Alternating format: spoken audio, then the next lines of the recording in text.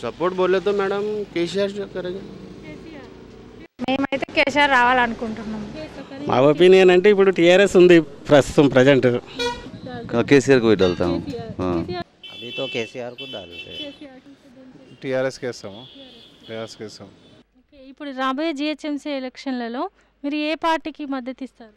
TRS సద్వినియోగం చేస్తున్నాడు, అందరికీ చేస్తున్నాడు. 100% చేయడం అనేది ఎవరి వల్ల కాకపోవచ్చు.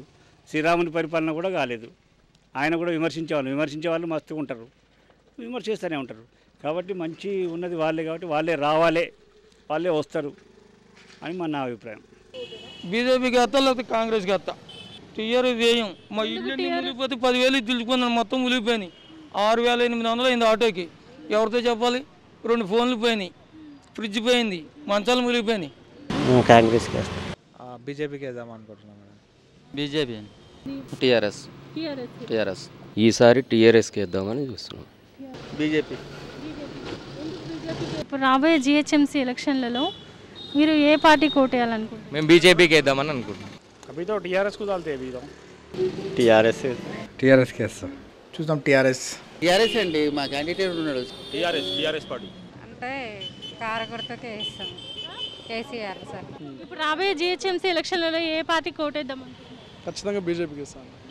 ముందు నుంచి కూడా వీళ్ళు టీఆర్ఎస్ చెప్పే మాటలన్నీ ఓన్లీ మాటలకే పరిమితం అవుతుంది. దాని నుంచి నేను బీజేపీకి వేయాలనుకుంటున్నాను.